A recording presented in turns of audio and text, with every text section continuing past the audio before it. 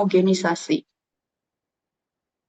Untuk antikoagulan yang bisa yang sering digunakan yaitu yang pertama ada ETA yang tutupnya berwarna ungu, kemudian ada natrium sitrat yang tutupnya warna biru, dan heparin yang tutupnya warna hijau.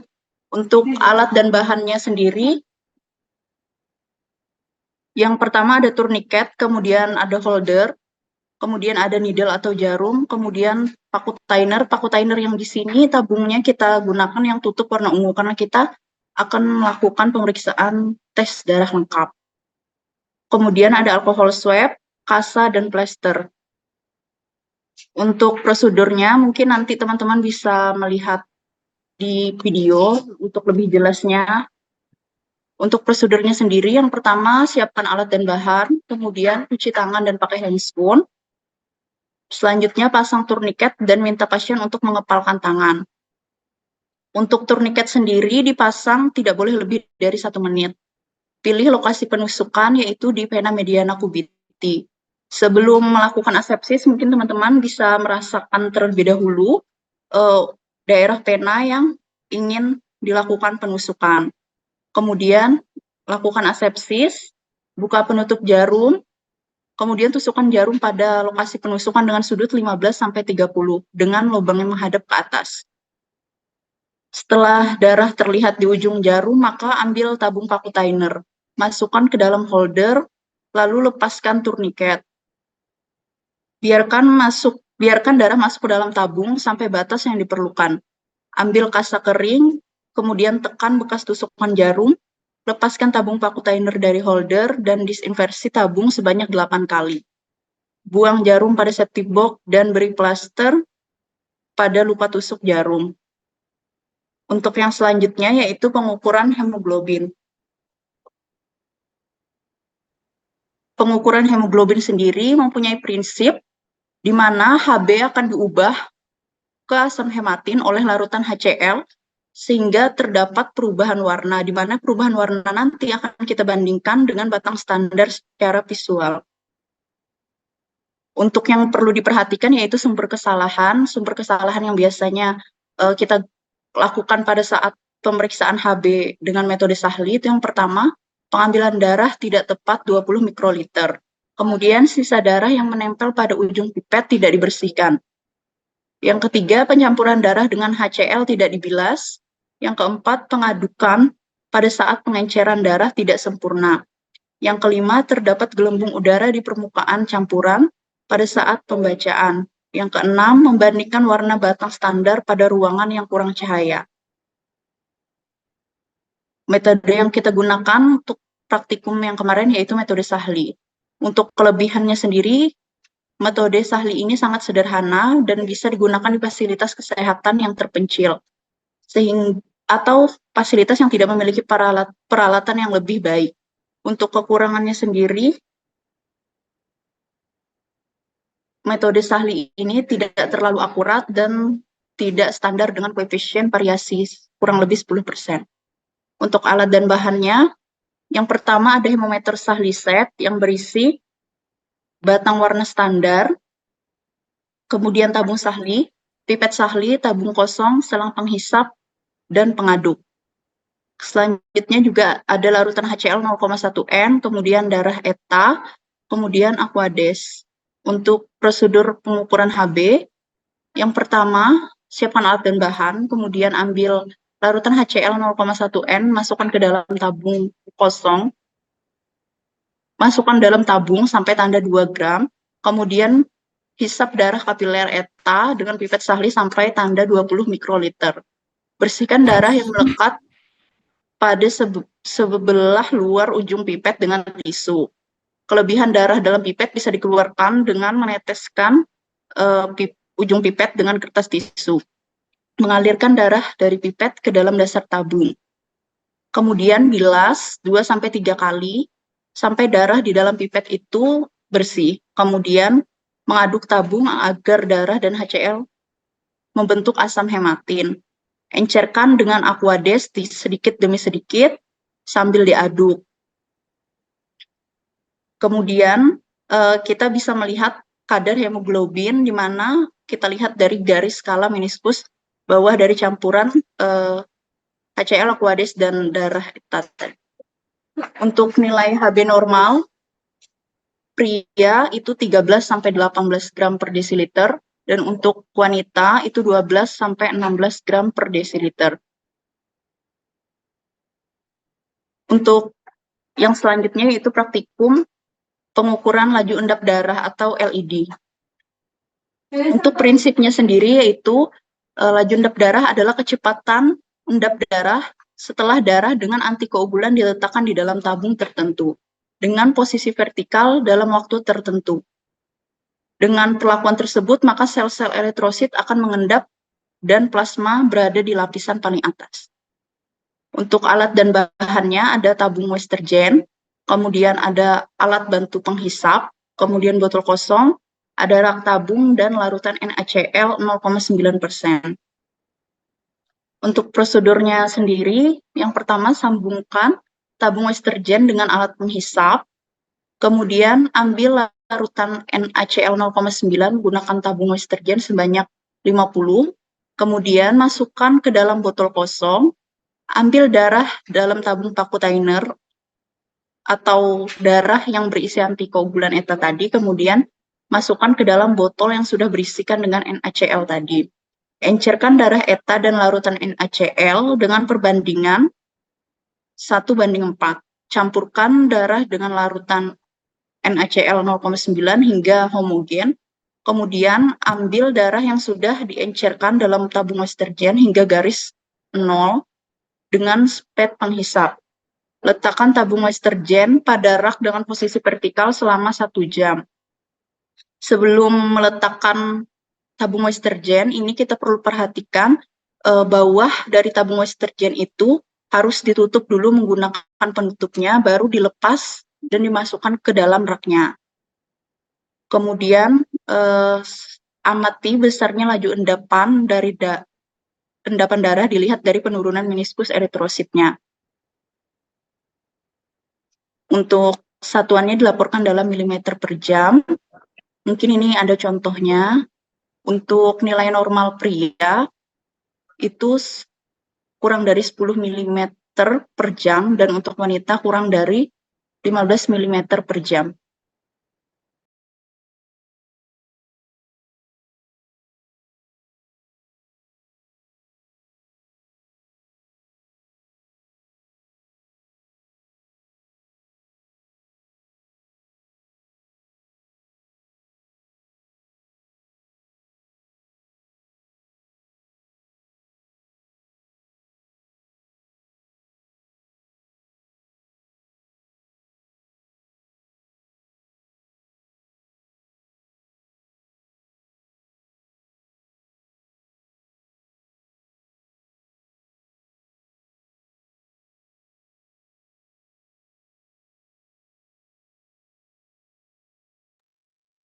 Mungkin dari teman-teman sampai sini ada yang ingin ditanyakan?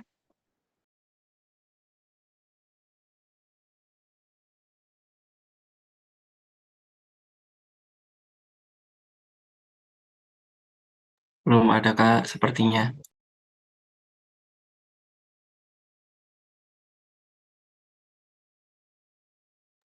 Kak mau tanya,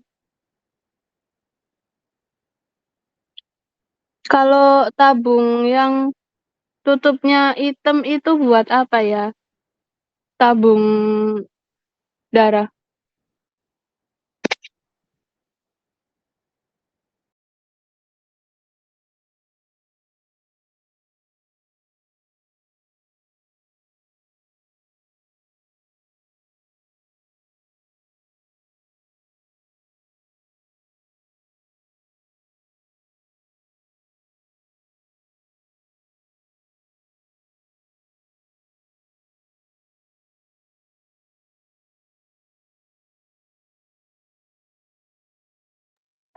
Mungkin pertanyaannya ditampung dulu ya.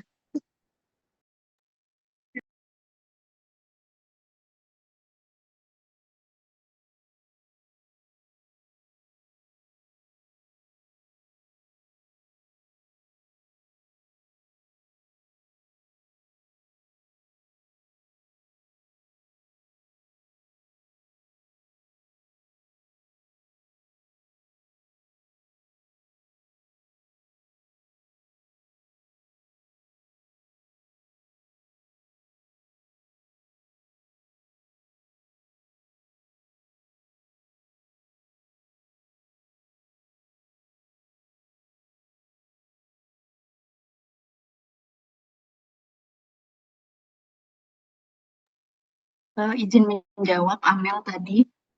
Untuk yang tabung hitam itu buat pemeriksaan LED. Mana isinya itu potasium oksalat, sodium klorida. Apa menjawab? Menjawab, Kak. Terima kasih. Apa ada pertanyaan lain?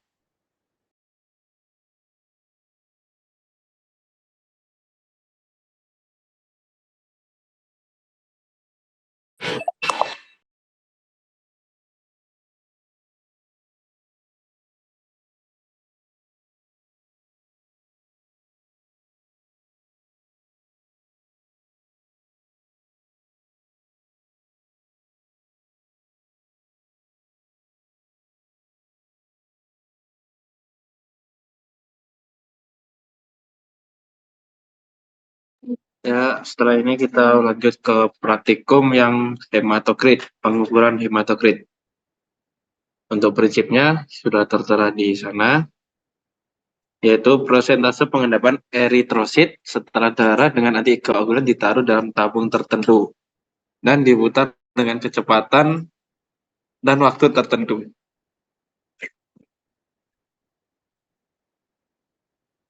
Untuk alat dan bahannya, ada pipet, terus ada centrifuge, dan ada tabung Winthrop. Ini berbeda ya dengan Westergen yang digunakan di LED. Ada beberapa nilai normalnya, yaitu untuk pria 40-48% dan wanita 37-43%.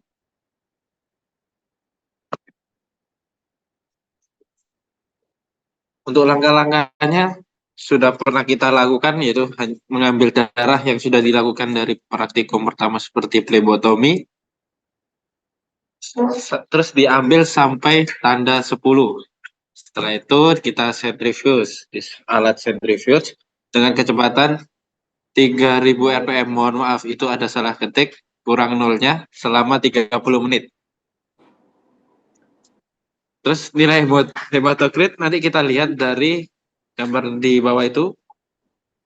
Nanti dihitung atau dilaporkan dalam bentuk persentase. Sudah? Nah, itu kita lanjut ke perhitungan jumlah leukosit, eritrosit, dan trombosit menggunakan kamar hitung improved Neubauer. Yang pertama, apa saja yang kita hitung? Yaitu ada leukosit, trombosit, dan eritrosit. Alat-alatnya itu ada mikroskop, terus ada kamar hitung, pipetoma leukosit, pipetoma eritrosit. Dan setelah itu ada larutannya, larutan Turk yang untuk digunakan untuk leukosit, ada Resecker untuk trombosit, dan larutan Hayem untuk eritrosit. Pertama, jika sudah melakukan mengisi kamar hitung yang seperti yang sudah dilakukan, kita nanti akan melihat dari 4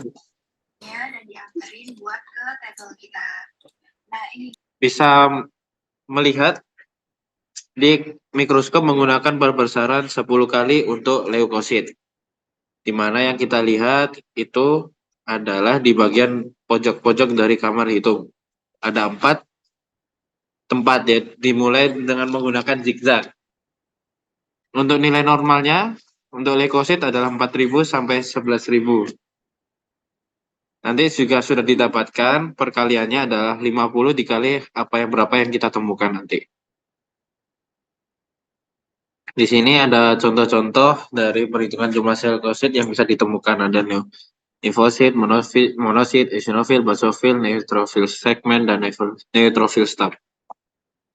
Selanjutnya ke perhitungan jumlah sel eritrosit. Di sini perbedaannya dengan yang leukosit adalah menggunakan lensa objektif yang 45 kali yang dihitung di kotak bagian tengah, di mana nilai normalnya untuk laki-laki kurang lebih 5 juta sel per milimeter kubik dan perempuan dan 4 juta sel per milimeter Untuk jumlah eritrosit, nanti perkaliannya menggunakan 10.000 dikalikan berapa yang kita temukan nanti.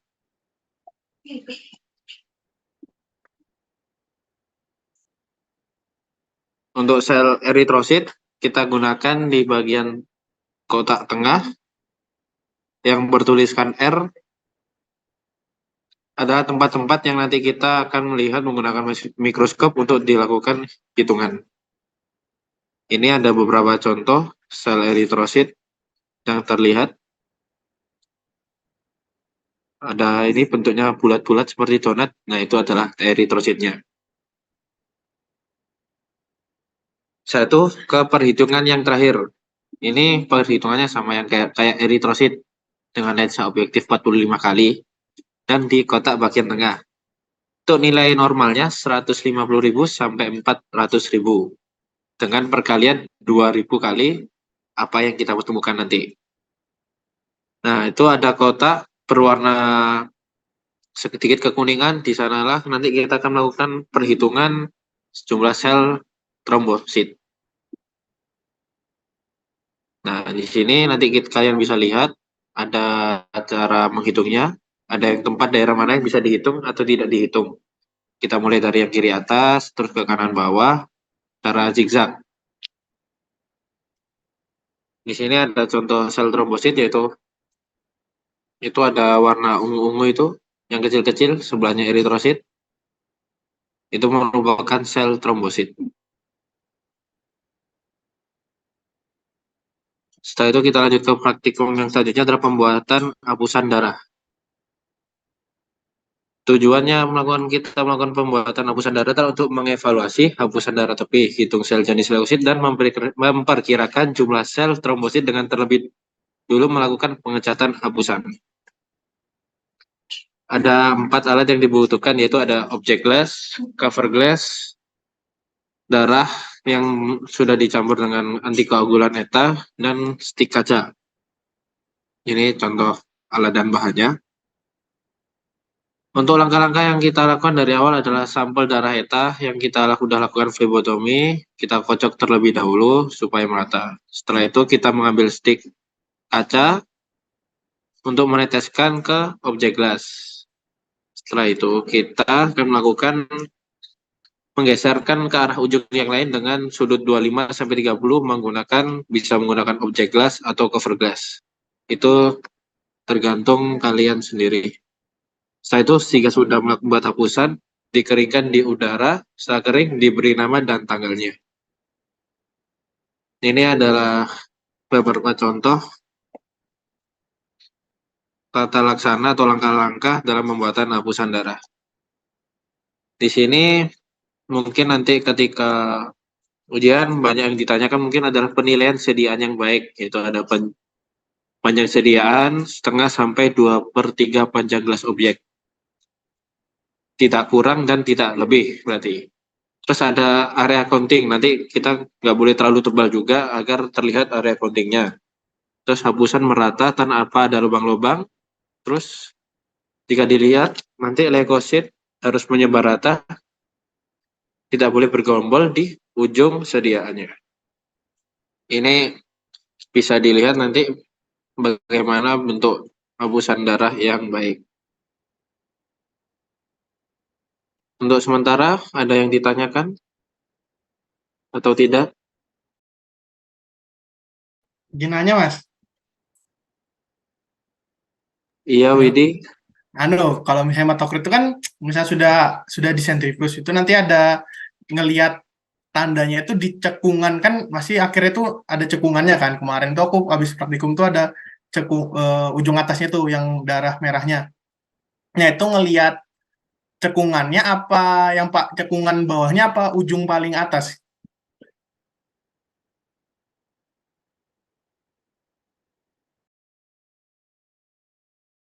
Bagaimana, Wid? Bisa diulang coba? Jadi kalau mau lihat hematokrit itu bacanya di tabung Winthrop, kalau setelah disentrifuge kan itu pasti yang antara merah, antara eritrosit sama plasma itu kan nggak lurus ya. Kalau kemarin punya aku ya itu ngelihat itunya gimana? Maksudnya tentukan dia tuh di garis mana itu dari cekungannya atau yang ujung paling atasnya gimana ya? Kayak itu loh kayak yang gambar. Nah, di gambar ini gimana, Wit? Nah, itu kan ada gambar kan. Nah, itu kan gambarnya itu kalau punya aku kemarin tuh dia tuh nggak lurus rata gitu. Dia agak menaik sedikit, agak mencekung. Nah, itu gimana?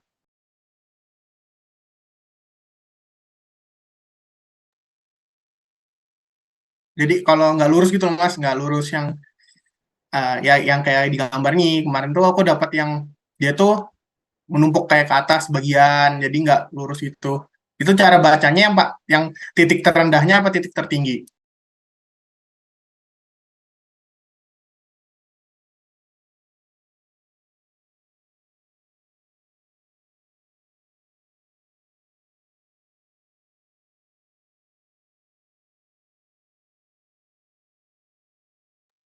Izin menjawab ya.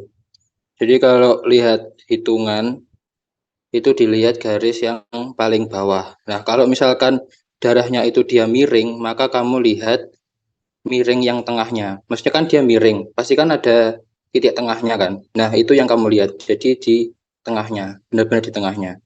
Gitu. Sudah paham?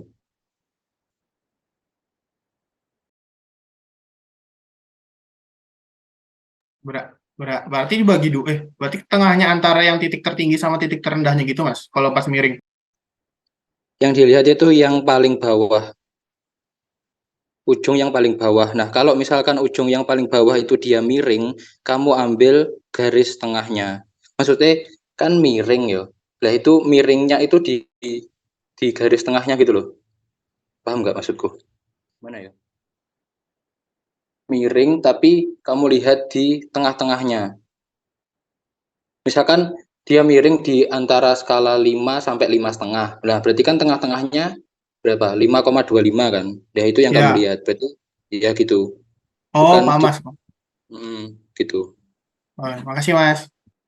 Ya. Baik, setelah slide media ada yang ditanyakan.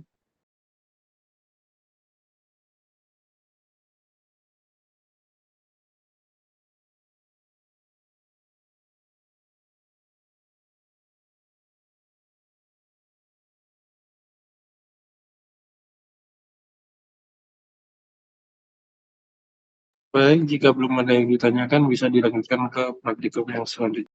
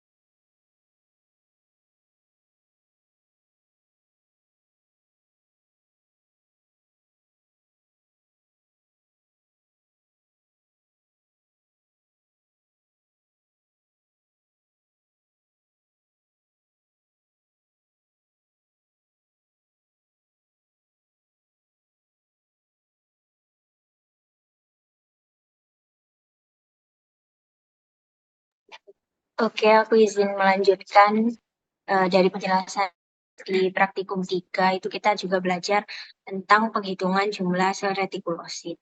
Nah, di sini retikulosit sendiri itu merupakan ini ya, eritrosit yang masih muda, di mana cara melihatnya itu kita butuh alat dan bahannya. Di sini ada cover dan objek kelas, terus ada pewarna Brilliant Crescendo atau BCB, terus ada mikroskop, terus ada tisu.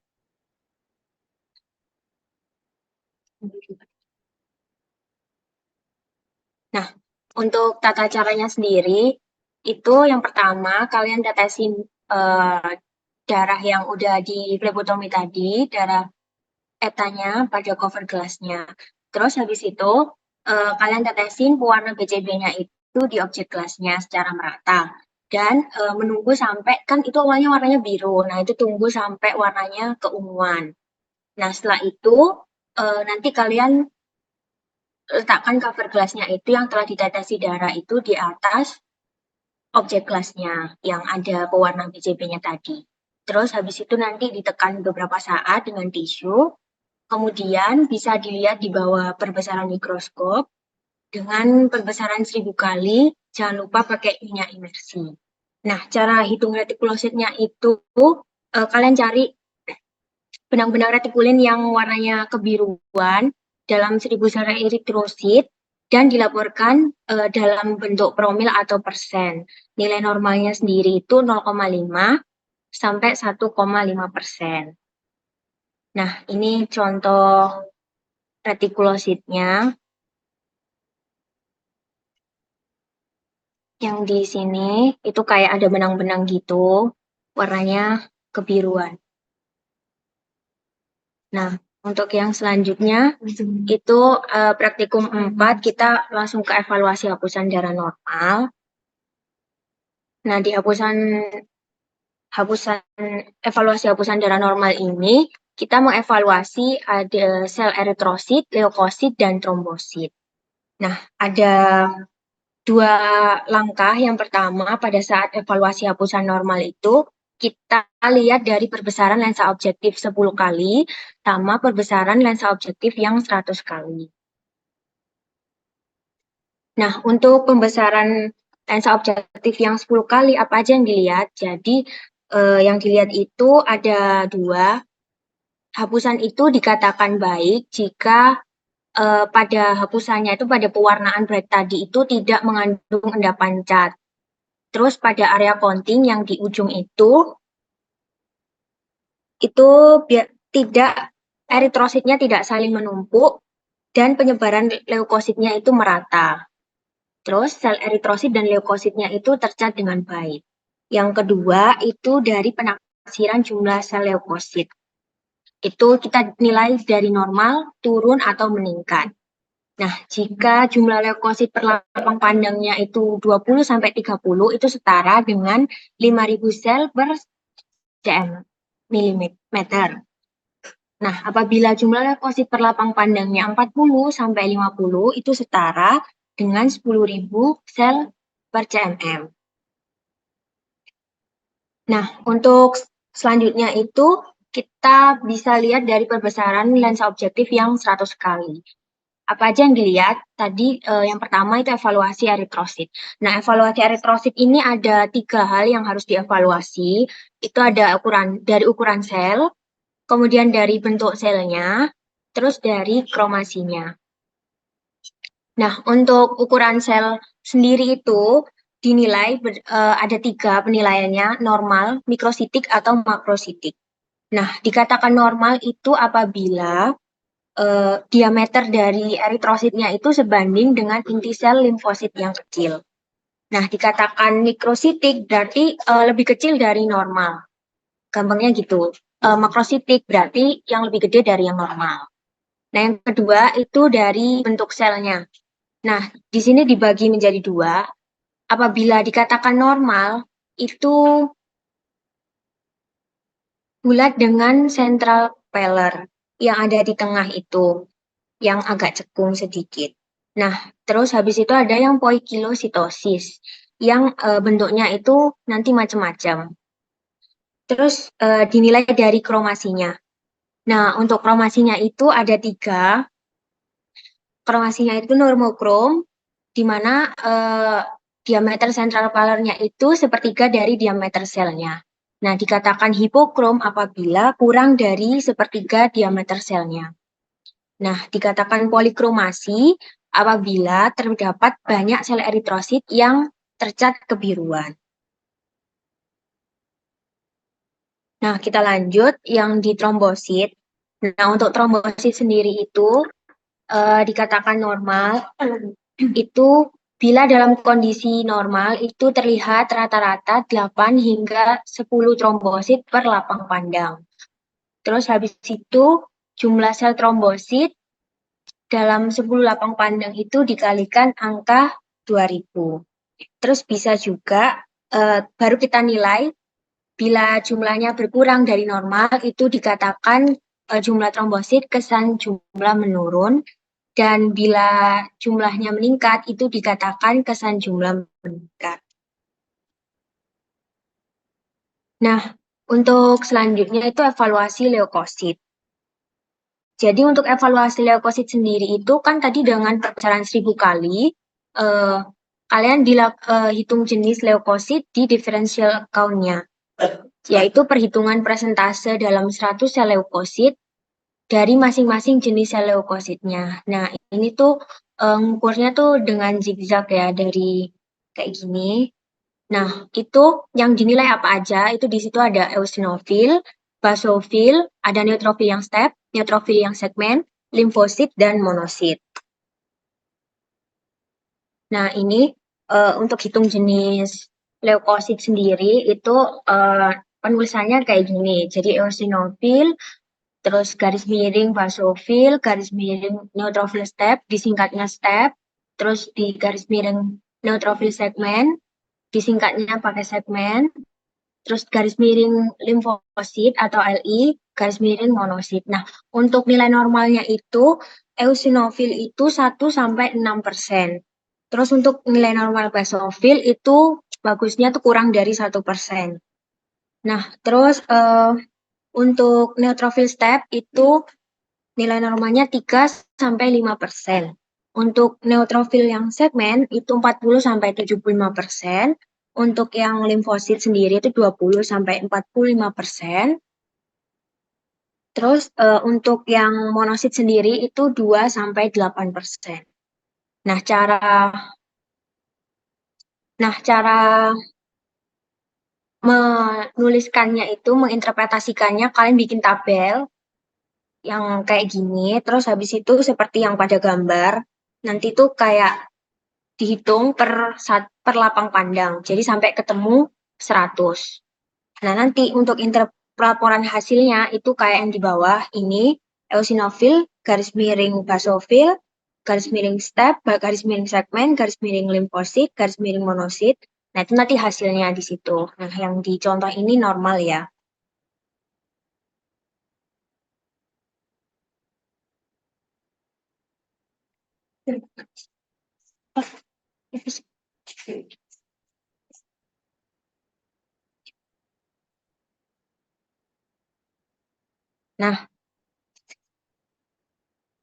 Nah, ini kayak contohnya, kalau eosinofil itu nanti biasanya kelihatan agak sitoplasmanya tuh kemerahan.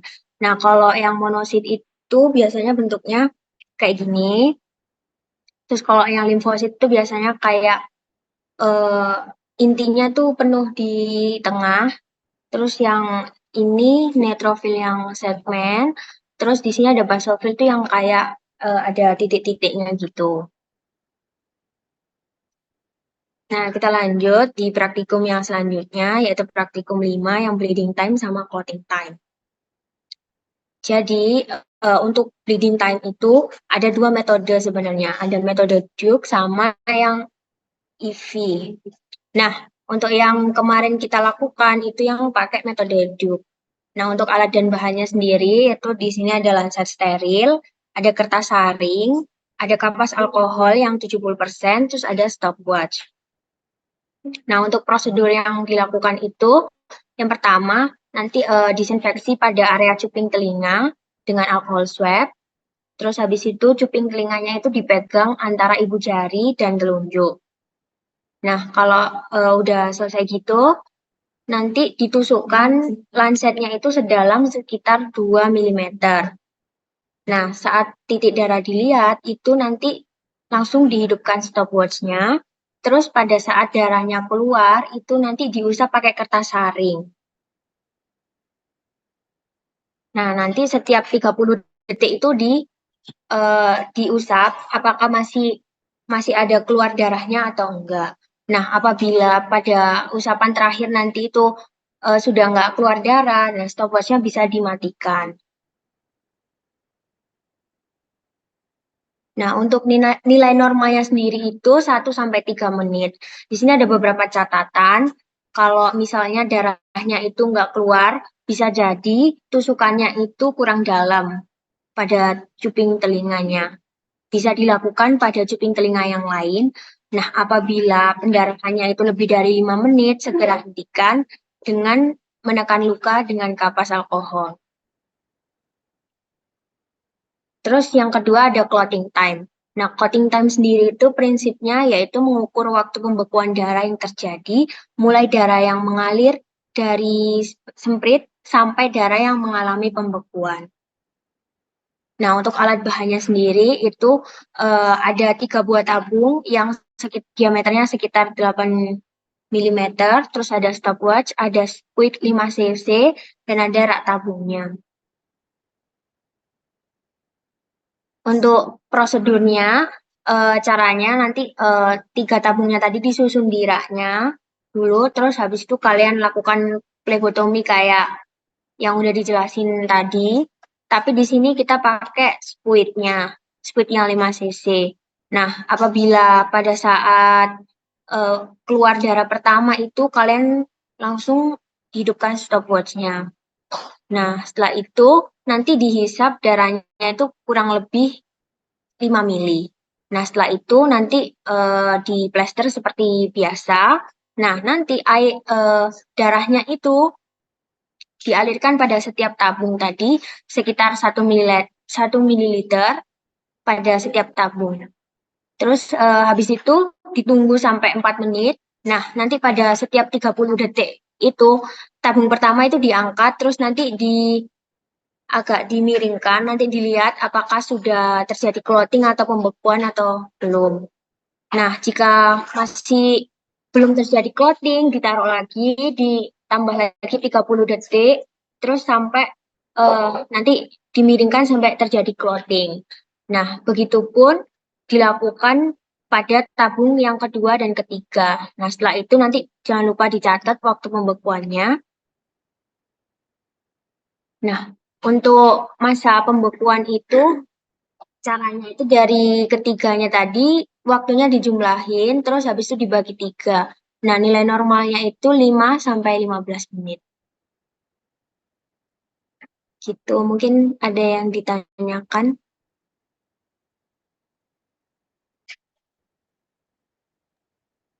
Kak, izin bertanya. Ya, Amel. Itu mau tanya gimana cara bedain bentuknya neutrofil staf sama monosit. Soalnya kan ada yang sama-sama kayak kidney gitu, kayak U gitu. Bedainnya gimana? Yang staf sama, Monosit. oh iya. Jadi kalau misalnya yang monosit itu dia lebih gede gitu ya. Terus kalau yang staf itu lebih kecil. Oke ya.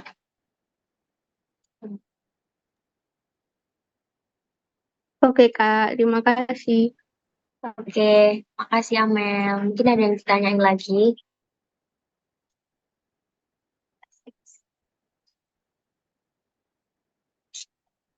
Oke, kalau misalnya nggak ada yang ditanyain, kita lanjut ke praktikum berikutnya ya. Makasih teman-teman.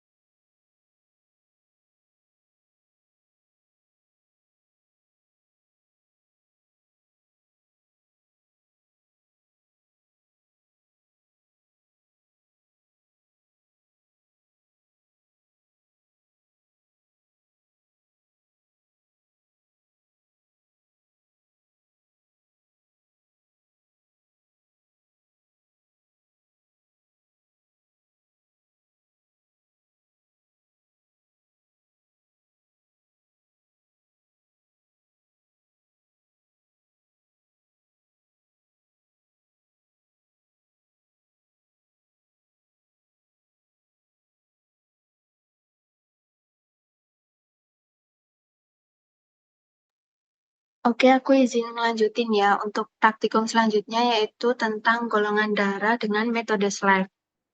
Nah, untuk tujuan dari praktikum golongan darah ini bertujuan untuk memeriksa antigen golongan darah pada permukaan eritrosit menggunakan antisera.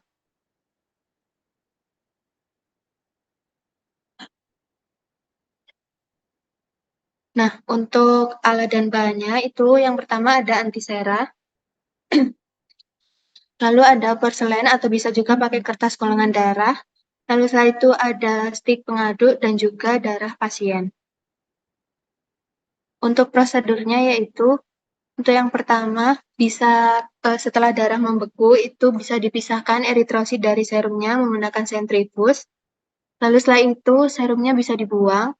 Lalu eritrositnya itu dicuci dengan salin 1 kali, lalu disentrifuge lagi dan supernatanya itu dibuang. Lalu setelah itu bisa dibuat suspensi eritrosit 10% dalam salin.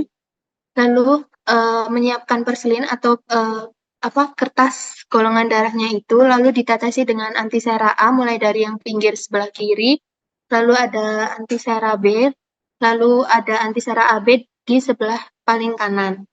Lalu setelah itu masing-masing antisera itu ditetesi dengan 1 tetes suspensi eritrosit 10%. Nah, setelah itu baru diaduk menggunakan stik pengaduk, lalu digoyangkan porselin atau kertasnya itu selama 2 menit dengan gerakan melingkar. Nah, lalu dilihat apakah ada aglutinasi atau hemolisis atau enggak. Lalu setelah itu golongan darahnya itu bisa ditentuin dari campuran yang menggumpal atau aglutinasi.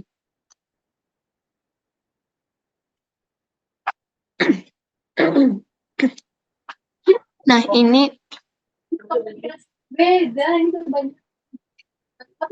ini untuk interpretasi dari golongan darahnya. Untuk golongan darah A itu jika dikasih antisera anti A itu bakal positif, lalu anti AB itu juga positif. Begitu juga dengan B. Kalau B itu yang positif ada antisera B dan juga antisera AB. Lalu setelah itu untuk golongan darah yang AB itu jika ditetesi antisera A, B maupun AB itu bakal positif semua. Sedangkan kalau O itu kebalikannya. Nah,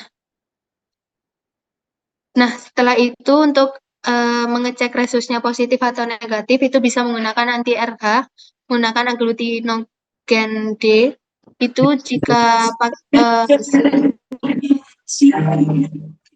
hasilnya positif, maka resusnya itu positif. Lalu jika negatif, maka hasilnya negatif. Lalu selanjutnya aku akan jelasin tentang cross-match. Nah, untuk alat dan bahan dari crossmatch sendiri, itu yang pertama ada salin, lalu ada sentrifuge, stik pengaduk, contoh darah donor dan pasien, rak tabung, dan tabung reaksi. Untuk prosedurnya, yang pertama dipisahkan antara eritrosit dan juga serumnya menggunakan sentrifuge.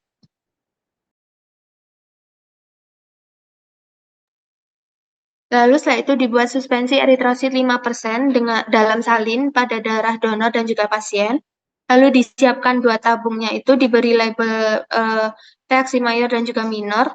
Untuk mayornya itu ditetesi pipet 1 tetes suspensi eritrosit donor dan juga 2 tetes serum pasien. Sedangkan untuk yang minor itu 1 tetes eritrosit pasien dan juga 2 tetes serum donor.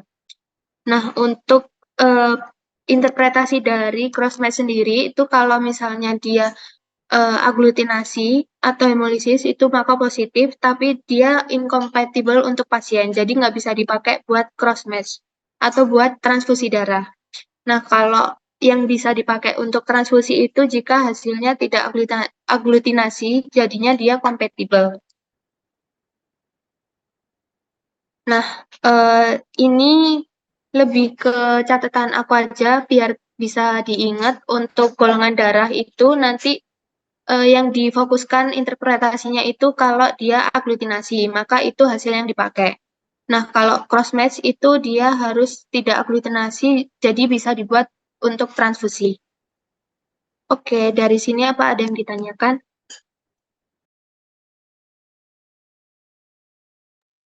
Kalau nggak ada, bisa dilanjutkan ke praktikum selanjutnya.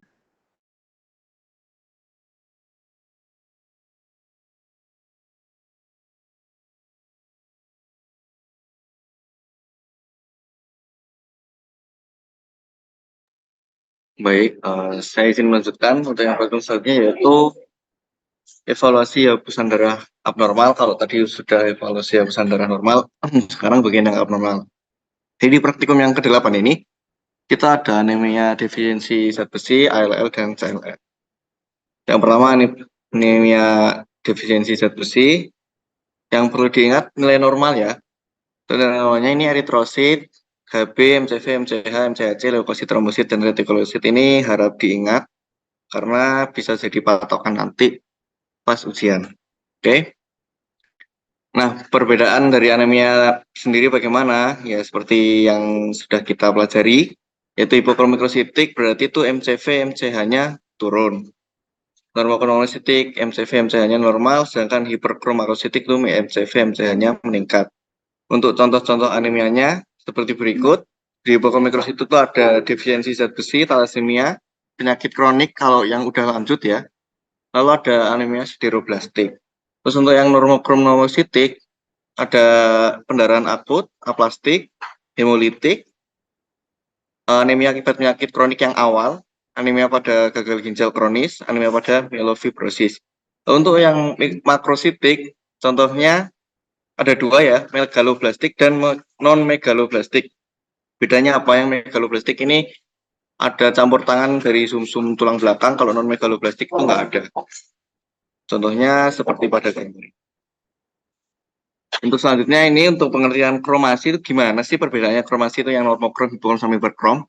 Normokrom itu dia palor, sentral palor atau yang putih-putih di tengahnya ini ya, itu tidak melebihi sepertiga bentuk dari eritrositnya. Jadi ini normokrom. Kalau yang hipokrom itu dia lebih dari sepertiga sentral palor kalau di evaluasi hapusan darah B. Jadi dia tampak pucat gitu eritrositnya. Ini lingkarannya dia lebih luas sepertiga dari tubuh dari bentuk eritrositnya.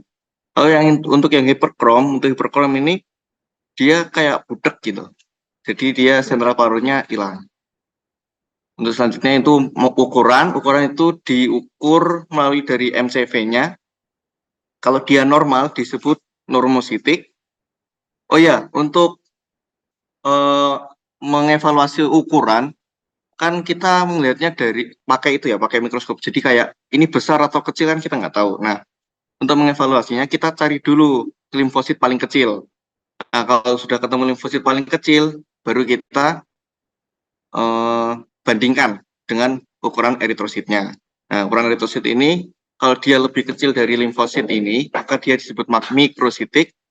Kalau dia lebih besar disebut makrositik. Nah, ini makrositik kan dia lebih besar dari limfositnya. Kalau ini dia lebih kecil dari limfositnya.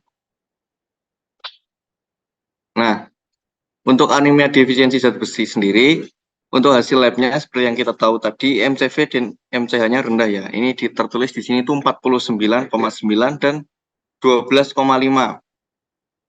Kalau dilihat di hapusan darah tepi, nah dia eritrositnya bakal seperti ini. Ukurannya lebih kecil dari limfositnya. Untuk resikonya sendiri lebih besar pada wanita. Lalu untuk pemeriksaannya yaitu dilakukan serum iron, TIBC, dan saturasi transferin. Untuk selanjutnya yaitu akut limfoblastik leukemia. Sebelum lanjut, apakah ada pertanyaan?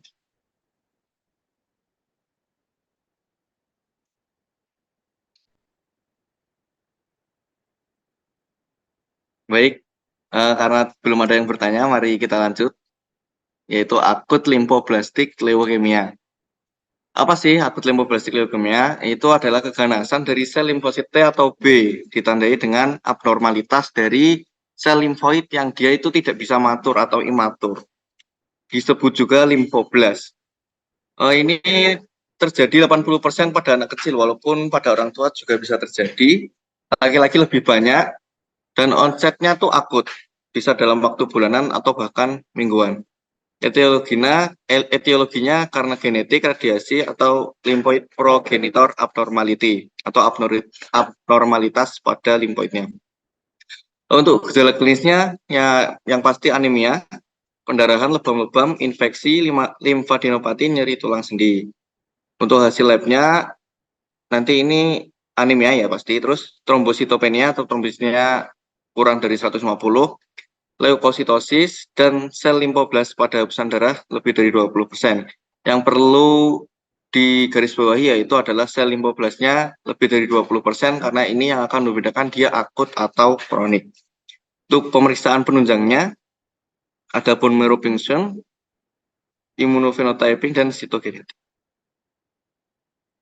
Nah, ini untuk gambaran saat kita lihat di mikroskop. Jadi dia kalau ALL itu dia ada vakuolnya. Vakuol itu yang mana sih? Vakuol itu yang ini, yang titik-titik putih-putih gitu. Atau kalau Dr. Agustin ngomongnya itu nuklei. Ini bentukannya dia bulat, intinya juga bulat, dan dia ada nukleinya putih-putih ini. Berarti dia itu limfoblas. Kalau yang dominan limfoblas berarti dia ALL. Ya, nanti kalau semisal ujian bisa digarisbawahi itu. Kalau dia ada nukleinya itu berarti dia ALL. Oke, mungkin itu untuk ALL. Apakah ada yang ditanyakan sebelum dilanjutkan ke CLL?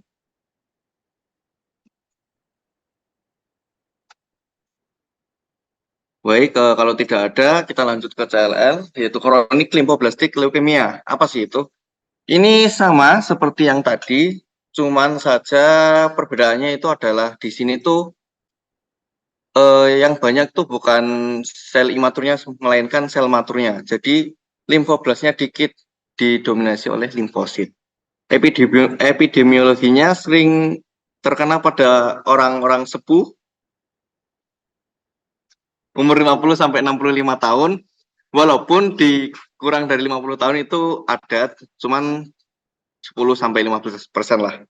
Dan pria lebih mudah terkena, untuk ras putih lebih banyak terkena daripada ras kulit hitam.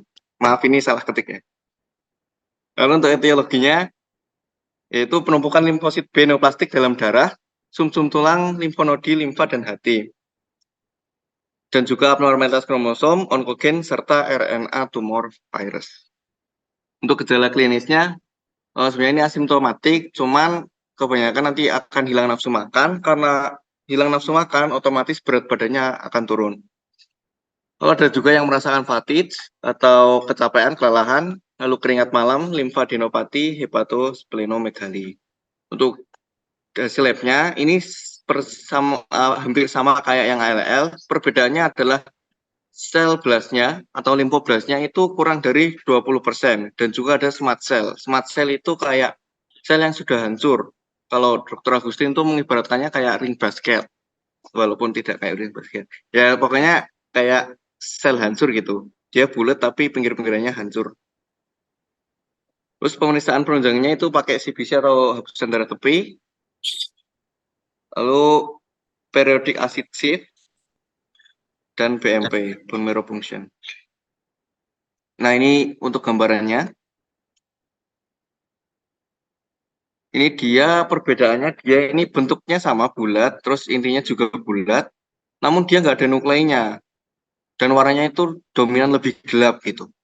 Ini perbedaannya ini sama yang ALL. Nah, kalau ALL kan dia kayak bolong-bolong gitu ya, jadinya dia kayak warnanya tuh ungu muda gitu. Kalau yang CLL dia tuh cenderung gelap. Nah, kayak gini. Smart cell yang mana? Smart cell tuh yang kayak hancur-hancur gitu. Nah, oke. Dari sini apakah ada yang ditanyakan?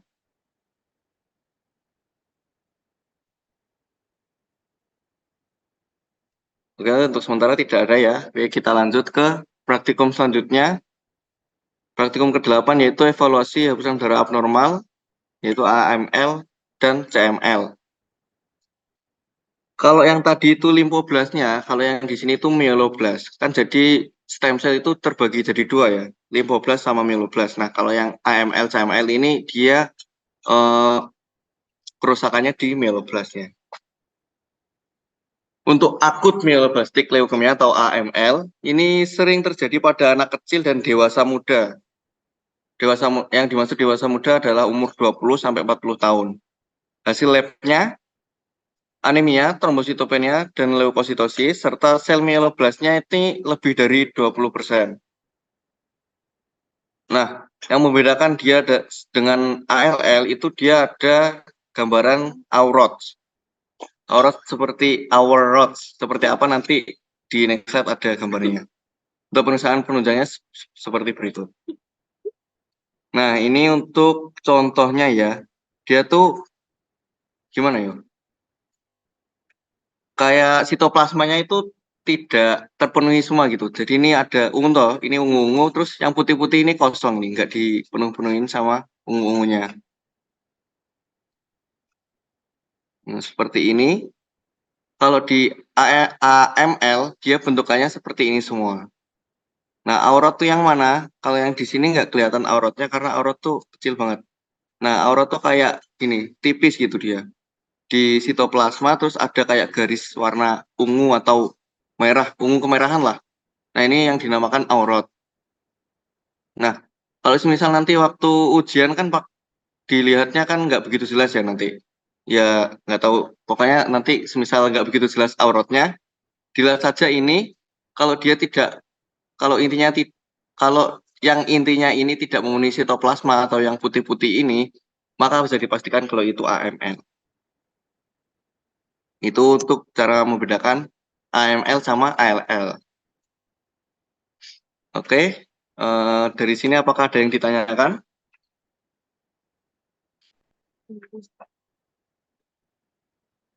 Baik, kalau belum ada, kita lanjut ke CML. Nah, untuk CML,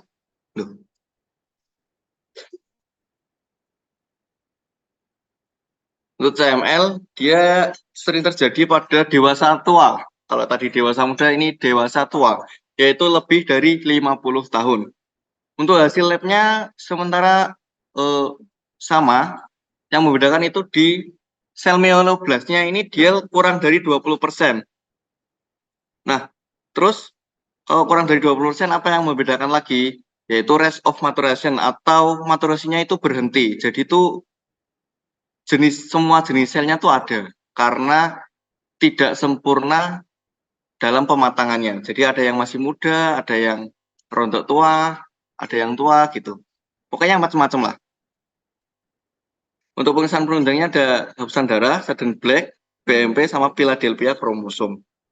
Nah, seperti ini. Kalau jenis-jenis leukosit tadi kan sudah dijelaskan sama Isa ya. Ini perkembangan dari mielosit. Nah, perkembangan dari mieloblast. Jadi itu awalnya dia dari stem cell kan. Terus dia akan diferensiasi jadi yang tadi yang LL tadi sama mieloblast ini. Nah, dari mieloid ini dia akan berhenti bermaturasi. Jadi ada yang berhenti di mieloblast, ada yang berhenti di mielosit, ada yang berhenti di mielosit segment, ada yang berhenti di neutrophil segmented. Nah, kalau di gambarnya ini tuh terlihat ini ada ini mielosit ini mielosit, terus ini mielosit segmen ya. Nah, lebih jelasnya ini gambarnya juga ada ini yang di sebelah kanan. Nah, oke. Dari sini ada yang ditanyakan?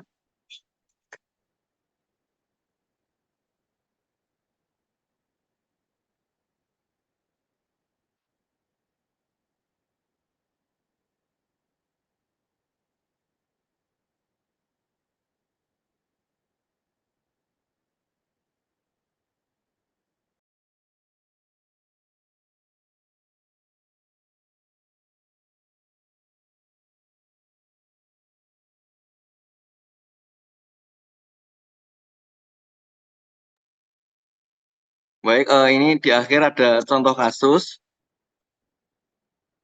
perempuan 35 tahun berobat, sama badan, riwayat pemeriksaan fisik dan bla bla bla. Ini kira-kira apa ya, Rek? Kira-kira apa, Widi?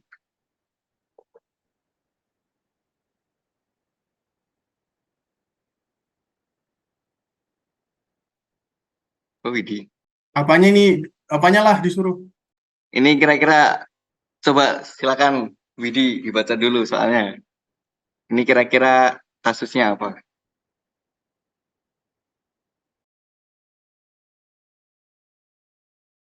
On mic, Wid, bacanya, Wid. Astagfirullahaladzim. Harus banget, harus ya. Oke, perempuan 5 tahun, berobat ke dokter dengan keluhan kelemahan dan badan pucat, keluhan badan sudah sekitar 1 bulan, dan semakin berat 1 minggu terakhir. Riwayat menotrorhagia, PMX fisik, lemah, anemis, tekanan darah 120/80, nadi 100, RR24, suhu 36,7, torak normal, abdomen tertera, TB ekstremitas kuku, pucat, PMX, lab, anemia defisi besi dengan hasil laboratorium struktur berikut.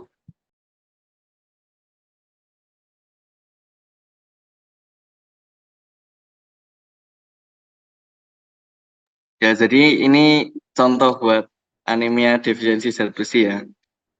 Dilihat itu MCV-nya sama MCH-nya. Kalau dia rendah dua-duanya, bisa dipastikan itu anemia defisiensi zat besi.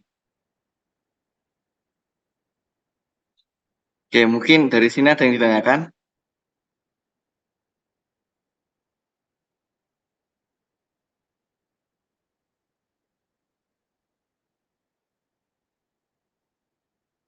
Nah, ini di selanjutnya juga ada contoh kasus yang lain, nanti bisa dicoba-coba ya.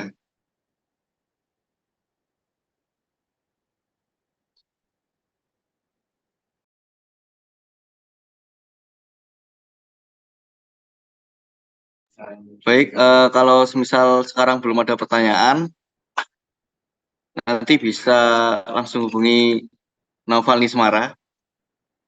Nanti bisa di list, nanti jawabannya akan dikirim ke grup. Ya, ke grup. Baik, terima kasih. Kalau tidak ada pertanyaan, saya kembalikan ke Komting.